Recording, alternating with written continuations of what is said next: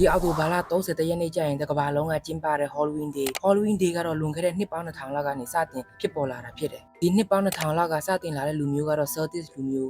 မျိုးတွေကတော့ Ireland Scotland UK တို့မှာနေထိုင်ကြတဲ့လူမျိုးတွေဖြစ်တယ်နောက်ပိုင်းဒီ Celtic လူမျိုးတွေကတော့ American ကိုရွှေ့ပြောင်းပြီးတော့သူတို့ရဲ့ရိုးရာ Halloween ကိုယူဆောင်လာခဲ့ကြတယ် Celtic လူမျိုးတွေကတော့နှစ်စဉ်နှစ်တိုင်းအော်တိုဘာလ30ရက်နေ့ကိုစံဟိန်းပွဲတော်ကိုသူတို့ကကျင်းပတယ်အဲ့ဒီစံဟိန်းပွဲတော်ကစပားတွေရိတ်သိမ်းပြီးတဲ့ချိန်ကွာစောင်းရဒီအဝင်မှာဆိုရင်ဒီပွဲတော်ကိုနှစ်စဉ်နှစ်တိုင်းကျင်းပတယ်အဲ့ဒီအော်တိုဘာလ30ရက်နေ့အဲ့ဒီနေ့ဆိုရင် Halloween နေ့လို့ခေါ်တယ်အဲ့ဒီ Halloween နေ့ဆိုရင်ကျတို့ကဘာမှာရှိတဲ့အသက်ရှင်တဲ့သူတွေနဲ့တေဆုံးတဲ့သူတွေရဲ့နယ်နိမိတ်ကြားပူးထွက်ပြီးတော့အဲ့ဒီတေဆုံးတဲ့လူကကျွန်တော်တို့ရဲ့ကဘာမြေကိုပြန်လည်ရောက်ရှိလာတယ်အဲ့ဒီခါကျရင် Halloween Day ကိုနှစ်စဉ်နှစ်တိုင်းကျင်းပကြတယ်အဲ့ဒီတေဆုံးတဲ့လူကိုပြန်လည်နှင်ထုတ်တဲ့အနေနဲ့ Halloween ပွဲအောက်တိုဘာလ30ရက်နေ့ကိုကျင်းပကြတယ်အဲ့ဒီချိန်မှာဆိုရင် Halloween ရိုးရာဝတ်စုံတွေဝတ်ဆင်တဲ့ရွှေဖြုံသီးတွေကိုမီးထွန်းတယ်မီးပုံတွေကိုမီးထွန်းပြီးတော့ Halloween Day ကိုကျင်းပပြီးတော့အဲ့ဒီတေဆုံးတဲ့လူတွေကိုမောင်းထုတ်တယ်အဲ့ဒီနေ့ကိုစံဟိန်းပွဲတော်လို့ခေါ်တယ်သူတို့ကတတ်မှတ်ခဲ့တယ် Celtic လူမျိုးတွေကနိုဝင်ဘာလ1ရက်နေ့ကိုနေ့တစ်ပြီးရင်အောက်တိုဘာလ30ရက်နေ့ကို Halloween နေ့လို့သူတို့ကတတ်မှတ်ကြတယ်စံဟိန်းပွဲကခရစ်ယာန်ဘာသာရဲ့ရိုးရာပွဲတော်ဒီပေါက်ရဟန်းမင်းကြီး Gregory ကတော့နိုဝင်ဘာလ1ရက်နေ့ကို All Saints Day သူတော်စင်များနေ့